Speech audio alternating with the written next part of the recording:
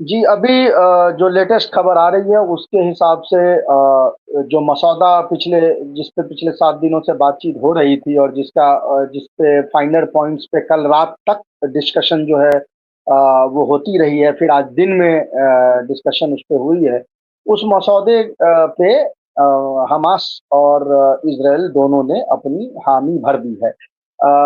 Hamas की तरफ से उस मसौदे पे रिटन कन्फर्मेशन हो गई है और वो मसौदा जो है वो कतर को लौटा दिया गया है, यानी उस पे एग्रीमेंट करके। इज़राइल के तरफ से मौखिक रूप से उस पे एग्रीमेंट हुई है। मैं यहाँ दर्शकों को अभी भी बता दूँ, क्योंकि कई बार ऐसा हुआ है कि एग्रीमेंट होके और वो विथड्रॉ हो गया है, तो ये यहाँ पे बताना बिल्कुल ज़रूरी है टेक्निकैलिटी में, कि जब तक इज़राइल की सिक्योरिटी कैबिनेट अ, नहीं बैठती है और कैबिनेट के थ्रू वो पास नहीं होता है, तब तक लिखित तौर पे इज़राइल की तरफ से एग्रीमेंट नहीं माना जाएगा। हालाँकि मौखिक तौर पे इस पे एग्रीमेंट कर लिया गया, तो ज़ाहिर है कि नेतन्याहू ने अपने कैबिनेट में बात की होगी पहले और उन्होंने देख लिया होगा कि इतने नंबर्स उनके पास कैबिनेट में हैं, जिससे कि ये मसौदा जो है वो वहाँ पे जब प्रेज़ेंट किया जाए तो वो पास हो जाए। इतने नंबर्स उनके पास होंगे, उसी के बाद मुझे लगता है कि ये जो वर्बल कन्फर्मेशन है वो दी गई है। तो फिलहाल यही न्यूज़ है कि दोनों तरफ से, एक तरफ से रिटन कन्फर्मेशन और एक तरफ से वर्बल कन्फर्मेशन कतर को प्रोवाइड कर दी गई है, जहाँ पे ये नेगोशिएशंस हो रहे थे। और कतर की तरफ से ये अनाउंसमेंट जो है वो अल जज़ीरा पे पहले की गई और ज़ाहिर है कि उसके बाद बाकी रॉयटर्स और तमाम और एजेंसीज़ ने इसकी पुष्टि फिलहाल कर। शाही साहब, ये मध्यस्थता कौन कर रहा था? ये सीज़फायर का मसौदा कब से तैयार हो रहा था? इसको लेकर के कितने राउंड मीटिंग हुई? किसने क्या बोला? इसके पीछे की रणनीति क्या है? इसके पीछे की राजनीति क्या है? तमाम सवाल हैं। Please take your time. जी, तो जैसा कि हमारे थंबनेल में दर्शक देख सकते हैं कि प्राइमरी नेगोशिएशन जो है वो इसमें कतर, इजिप्ट, वो शुरू से यही दोनों नेगोशिएशन कर रहे थे। अमेरिका और इसमें शामिल है यानी एज़ अ गारंटर इसमें शामिल है। लेकिन प्राइमरी नेगोशिएशन जो है वो कतर और इजिप्ट ने की है और शुरू से ही इन दोनों के थ्रू ही ये नेगोशिएशन हो रहे थे। जो पिछले राउंड में भी जब हुआ था तो हम लोगों ने इस पे बात की थी कि प्राइमरी नेगोशिएटर्स जो हैं ये यही 2 लोग हैं। तो अभी उसके बाद ऐसा लग रहा है कि इनके बीच में ही इस पे एक आम सहमति बनी है, जो मसौदा है। जो डील है वो जैसा कि हमने अभी जो कल एपिसोड किया था इनफैक्ट, उसमें ये बात हम लोगों ने की थी कि ऐसा क्यों हो रहा है कि इस सीज़ फायर डील पे बात हो रही है। वो इसलिए हो रहा है कि इसमें 2 चीज़ें हैं। अव्वल तो ये कि जैसा मैंने कहा कि एक कोशिश ये थी कि नॉर्दर्न गज़ा में हमास को कम से कम फिनिश कर दिया जाए। इनिशियल टारगेट जब ये वॉर शुरू हुआ था तब इज़राइल का ये था कि हमास एज़ मिलिट्री विंग उसको कंप्लीटली डिस्ट्रॉय कर दिया जाएगा पूरे गज़ा के अंदर में। और लेकिन वो चूँकि पॉसिबल नहीं हुआ बिकॉज़ ऑफ द रेजिस्टेंस, इतना फ़ियर्स रेजिस्टेंस था कि आप पूरे गज़ा में उसको फिनिश नहीं कर सकते थे, तो बाद में उन्होंने अपने टारगेट्स को छोटा किया और फिर ये कहा कि हम नॉर्दर्न गज़ा में एटलीस्ट जो हिस्सा इज़राइल के पॉपुलेशन वाले हिस्से के पास है, एटलीस्ट हम वहाँ पे कोशिश करेंगे कि उसको किसी तरह से वहाँ पे एलिमिनेट कर दिया जाए। लेकिन जब वो नहीं हो पाया, जिसकी बात हम कर रहे थे कि वो क्यों नहीं हो पाया, वो हम लोगों ने डिस्कस किया है। दर्शक अगर चाहें तो वो पुराना वीडियो जाके देख सकते हैं, कल का वीडियो है वो, उस पे जाके वो पता कर सकते हैं। हम उसको रिपीट नहीं करना चाहते उन चीज़ों को। तो जब ये क्लियर हो गया कि वहाँ पे कोलैप्स जो है वो नहीं हो रहा है, तो एक सीरियसनेस जो है यहाँ पे इज़राइल ने दिखाई, जो अभी तक सीरियसनेस उसने सीज़ फायर को लेके नहीं दिखाई थी। इस दरमियान में एक और चीज़ बड़ी इम्पोर्टेंट है, वो अभी हम आएँगे उसके ऊपर में कि जब बार-बार ये कहा जा रहा था कि सीज़ फायर क्यों नहीं हो रही है, तो उसके पीछे कौन ज़िम्मेदार है। लेकिन हम एक चीज़ अभी दिखाना चाह रहे हैं, फुल स्क्रीन किया जाए, एक जो हाथ न्यूज़पेपर का एक कटिंग है, उसको किया जाए, हाथ न्यूज़पेपर वाला। इसमें एक बहुत इंटरेस्टिंग हाँ, ये जो आपके स्क्रीन पे आ रहा है, फुल स्क्रीन कर दें इसको।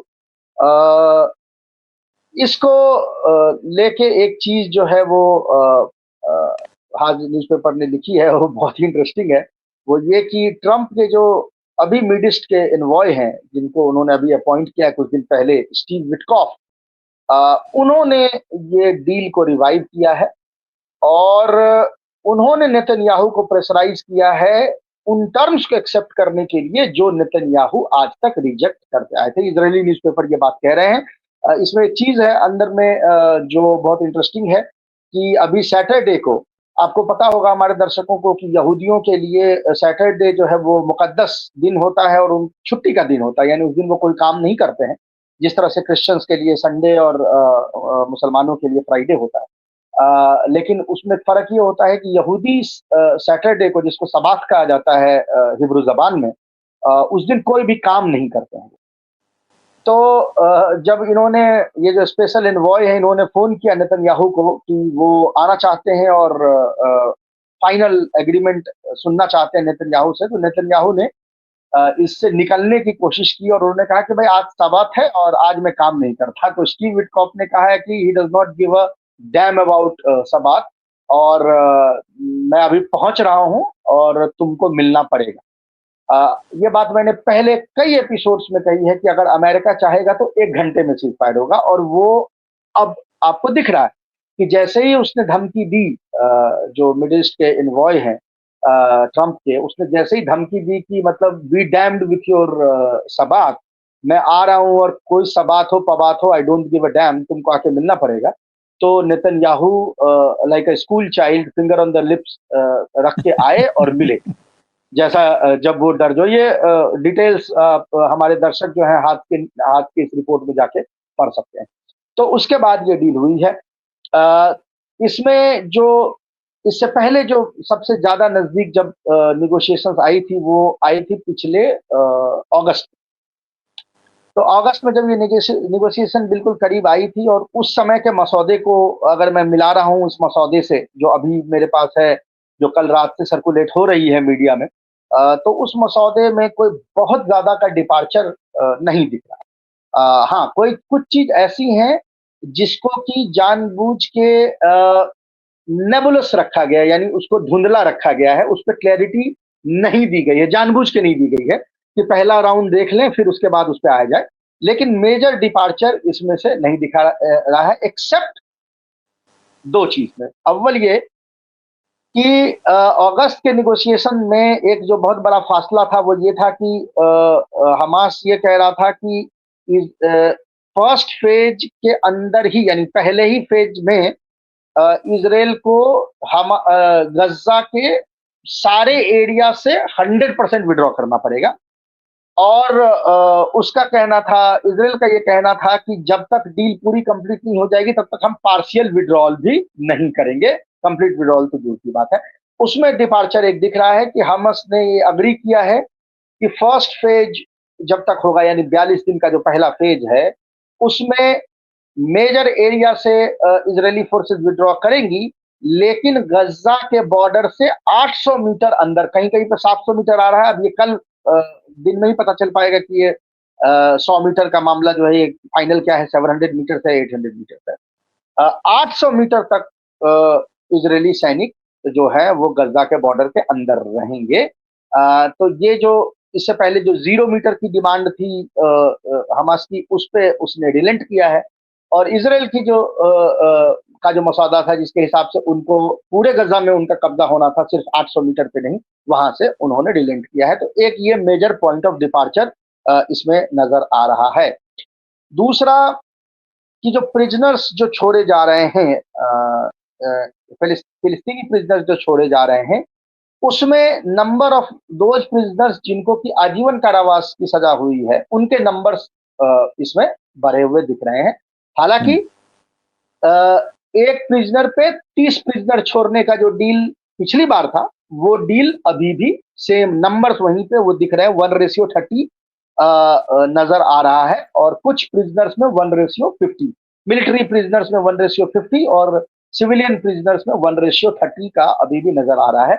लेकिन इसमें ये ध्यान रखें कि जब लास्ट बार जब ये बातचीत हो रही थी, डील के करीब लोग पहुंच गए थे, तब से अब तक में कई सारे प्रिजनर्स जो हॉस्टेजेस थे वो मारे भी जा चुके हैं। तो जाहिर है कि उतने मल्टीप्लाइड बाई 30 प्रिजनर्स जो छूटते वो नहीं छूट रहे हैं। तो लेकिन 1:30 और 1:50 जो जिसकी हम बात कर रहे थे, वो अभी भी यहाँ पे दिख रहा है। बाकी मैं मसौदे के कुछ हाँ, और दूसरी एक चीज जो इसमें फर्क ये पड़ा कि देखें, बार बार आपने देखा होगा जॉन कर्बी का या एंड्रयू सुलिवान का जो प्रेस कॉन्फ्रेंसेस होते थे, उसमें वो बार बार कहते थे कि हमास डील नहीं कर रहा है, और इसमें हमास की, जैसा हम बार बार कहते हैं, यूएस तो गुड फेथ निगोशिएटर है ही।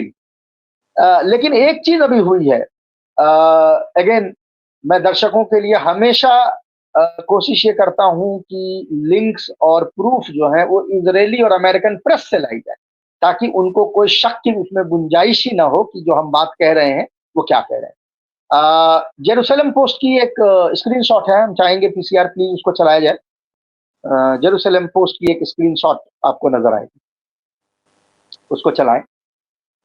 उस स्क्रीनशॉट में आप देखेंगे कि जो अल्ट्रा राइट मिनिस्टर हैं बेन गिविर इसराइल के, वो एडमिट कर रहे हैं। पहली बात, ये जेरूसलम पोस्ट है, इजरायली न्यूज़पेपर है, ये इजरायली मिनिस्टर एडमिट कर रहा है। लाइन दर्शक खुद पढ़ सकते थे। Ben Gvir admits to preventing hostage deal on numerous occasion. पीछे कर देता तो हूं। इससे ये क्लियर हो गया कि तमाम अमेरिकन ऑफिशियल, उनके राष्ट्रपति, उनके फॉरेन सेक्रेटरी, उनके स्पोक्स पर्सन, तमाम लोग जब ये कह रहे थे कि डील जो है वो हमास के हेड स्ट्रांग होने के कारण, उनके बदमाशी के कारण नहीं हो रहा है, तो वो झूठ बोल रहे थे।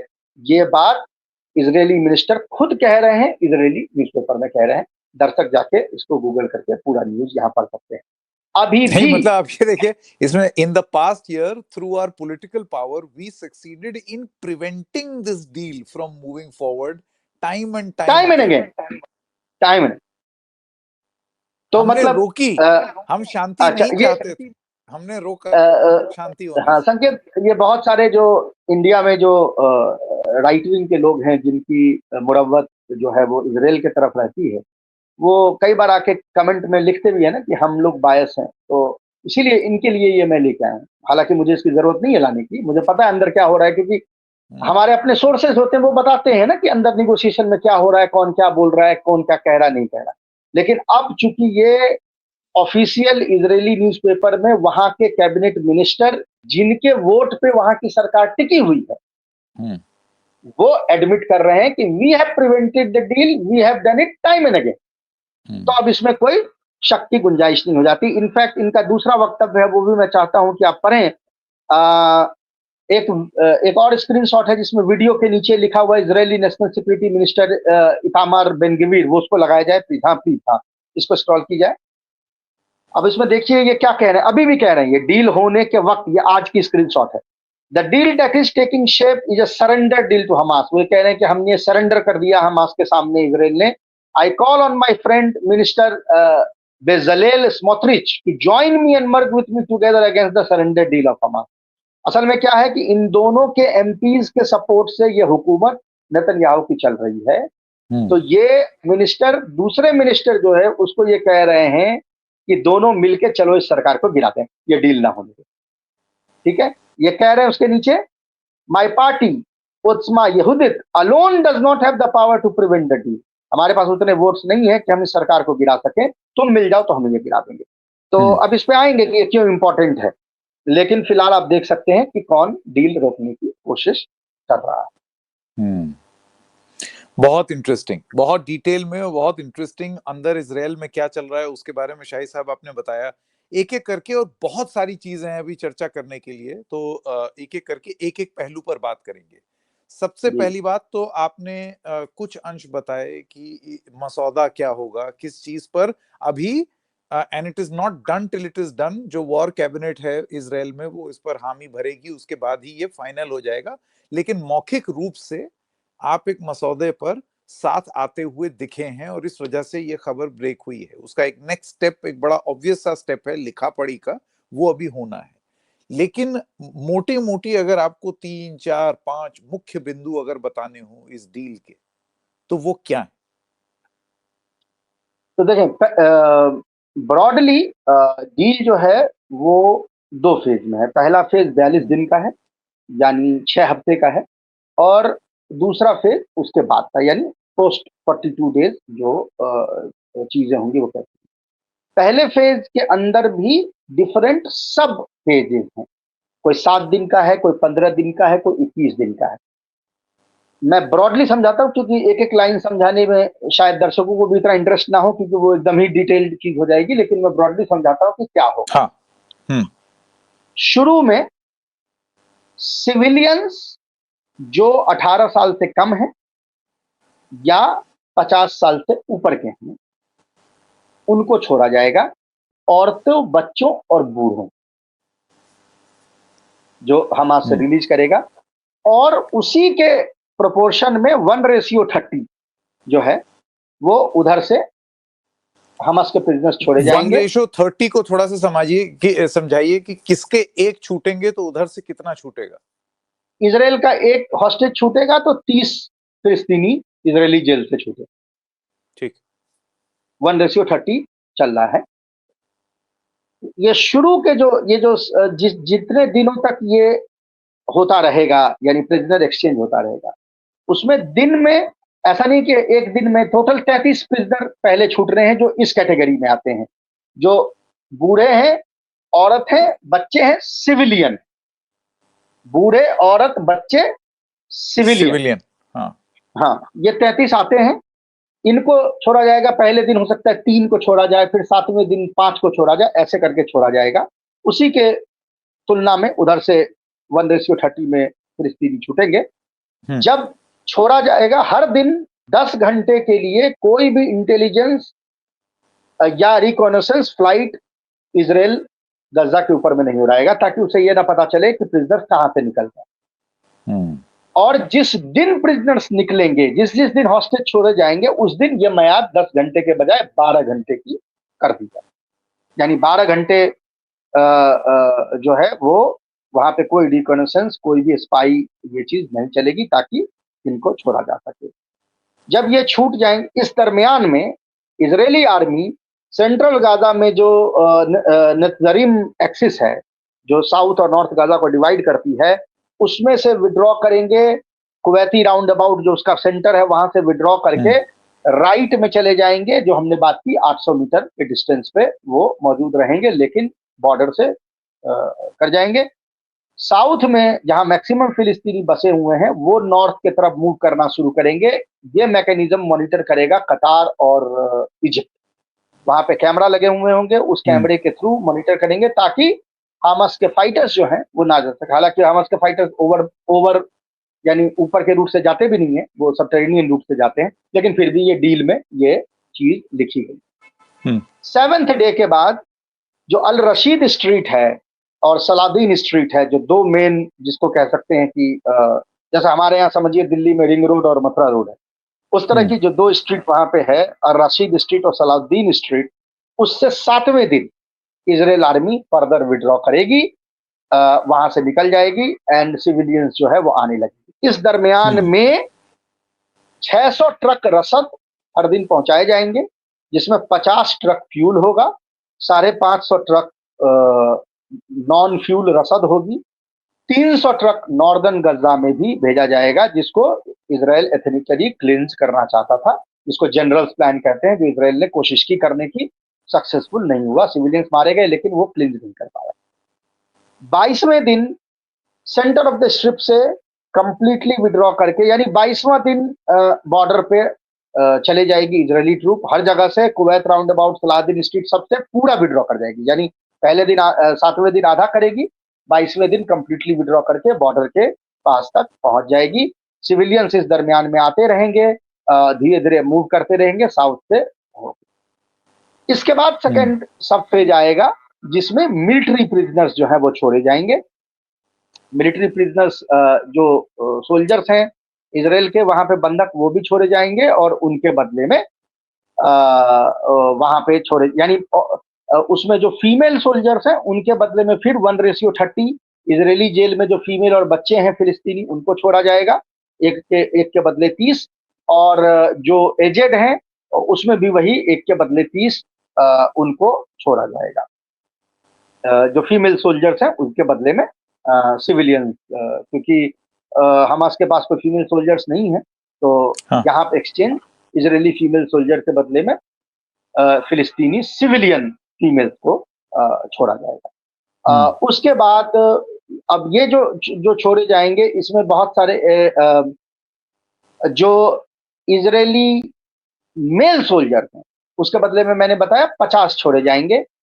30 हर एक मेल सोल्जर पे 30 वो फिलिस्तीनी छोड़े जाएंगे जिनको आजीवन कारावास है, और 20 ऐसे छोड़े जाएंगे जो जिनकी जो 15 या 20 साल की सजा सर्व कर रहा है। तो इन 51:50 इनको छोड़ा जाएगा।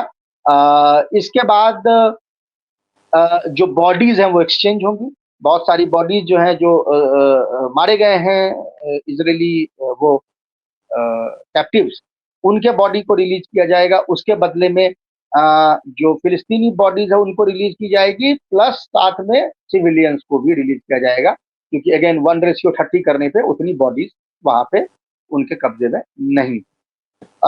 इसके बाद जब 6th वीक जब आ जाएगा, जो हम सेकेंड फेज में जब एंटर करेंगे, जो 42वां दिन आ जाएगा, उसके बाद उन लोगों को छोड़ा जाएगा। एक इजरायली कैप्टिव को छोड़ने के बदले में इजराइल को छोड़ना है उन कैप्टिव्स को जिनको इन्होंने पुराने डील्स में छोड़ा था और दोबारा गिरफ्तार कर लिया। एक योआब सलित इजरायली सोल्जर्स थे, जिस एक सोल्जर्स के बदले में 1000 फाइटर्स छोड़े गए थे हमास के, जिसमें से याहिया सिनवार भी छोड़े गए थे। उस वाले में उसमें से 47 प्रिजनर्स को जब दोबारा बनाया गया है प्रिजनर, उनको फिर छोड़ा जाएगा, 47 प्रिजनर्स को, इन ल्यू ऑफ 1 प्रिजनर जिसका नाम है अफरा मेंजित्सु। इसके अलावा तो ये मोटा मोटी एक मसौदा है जिसमें कि जिसके तहत ये गजा में चलेगा। रिकंस्ट्रक्शन वो सब चीजें फिलहाल जो है वो मोबाइल टेंट्स तमाम चीजें करीब 2 लाख के आसपास टेंट प्रोवाइड करने होंगे अभी फिलहाल, जो फर्स्ट पेज के अंदर में उन लोगों के जिनके घर टूट गए हैं और जो बाहर खुले में रह रहे हैं उनके लिए टेंट्स और तमाम चीजें रसद के रूप में भेजी जाएंगी गजा के अंदर।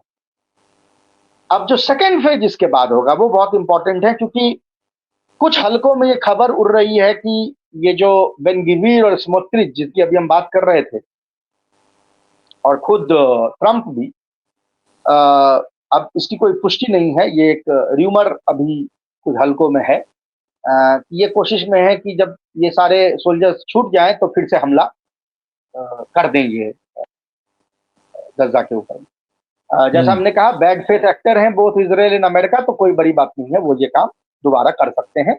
और कुछ लोग ये कह रहे हैं कि बेन गवीर और स्मोट्रिच को ये कहा गया कि तुम 42 दिन रुक जाओ, हमारे प्रिजनर्स लौट आएंगे और हम फिर हमला उन पे कर देंगे। तो इसकी भी गुंजाइश बनी रहेगी जब तक ये डील नहीं होता है, क्योंकि as I said bad faith actor. तो इसके अलावा पॉइंट्स जो हैं, रिहेबिलिटेशन जो है, electricity, water, sanitation, communication and road, वो इमीडिएटली शुरू हो जाएगा। उस पे काम जो है यूएन एजेंसीज के थ्रू उस पे काम होने लगेगा। कौन इसको फंड करेगा इस क्लैरिटी नहीं है, शायद कतर करे इसको फंड, या और तमाम इंटरनेशनल डोनर्स जो हैं इसको फंड करेंगे। 3 से 5 साल के अंदर में सारा रिकंस्ट्रक्शन गजा का हो जाना है, एज इट वाज ऑन 6 अक्टूबर 2023। फिलहाल 60,000 टेम्पररी हाउसिंग, 2 लाख टेंट वो यहाँ पे पुश किए जाएंगे। जो बीमार हैं, जो घायल हैं, उनको रफा बॉर्डर से इजिप्ट में उनको भेजा जाएगा उनके इलाज के लिए, और रफा बॉर्डर पे तमाम तैयारियां शुरू हो गई है। इनफैक्ट हमारे पास एक अपडेट है, वो चलाया जाए, वो रफा के बारे में है। इजिप्शियन सोर्सेज टू अल अरबी अल जदीद, वो चलाई जाएगी। उसमें आप देख सकते हैं जो पॉइंट्स हैं, वो ये कह रहा है कि preparation to operate the Rafah crossing to bring aid into Gaza and receive Israeli detainees and Palestinian prisoners. Detainee और प्रिजनर्स रफा में आएंगे, वहां से इजराइल जाएंगे, वहां से दूसरी जगह जाएंगे। Humanitarian aid and fuel will be brought in through Rafah crossing, जाहिर है कि उसी के थ्रू एड और फ्यूल जो है वो आएगा। Start of travel of patients and the wounded will be 1 week after the start of the agreement. 7वें दिन से पेशेंट्स और वुंडेड जो है वो रफा के थ्रू निकाले जाएंगे। Mobile home stands and engineering machinery to remove rubble will be brought with the start of the agreement. ये पहले दिन से वहां पे होने लगेगा।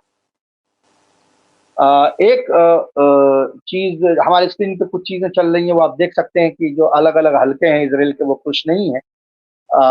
इनफैक्ट अमीर अबीवी जो ब्रिगेडियर जनरल हैं, उन्होंने वॉल स्ट्रीट जर्नल को ये कहा है कि we are in situation where the pace at which Hamas is rebuilding itself is higher than the pace that IDF is eradicating them. Mohammed Sinwar is managing every day. ये भी बात हमने पिछले वीडियो में की है, हमारे दर्शक उस पर जाके इसके बारे में पढ़ सकते हैं। हमने कल ये बात की थी, आज वॉल स्ट्रीट जर्नल ने भी ये अपने आर्टिकल में उसी चीज को मेंशन किया है, तो उसके बारे में आप जाके पढ़ सकते हैं। तो एज ऑफ नाउ ये हमारे पास इंफॉर्मेशन, इतनी इंफॉर्मेशन है। बिल्कुल। बहुत ही डिटेल्ड इंफॉर्मेशन है ये मसौदे को लेकर के कि किस चीज पर अग्रीमेंट हुआ है, कि किस तरीके से ये सीज फायर होगा।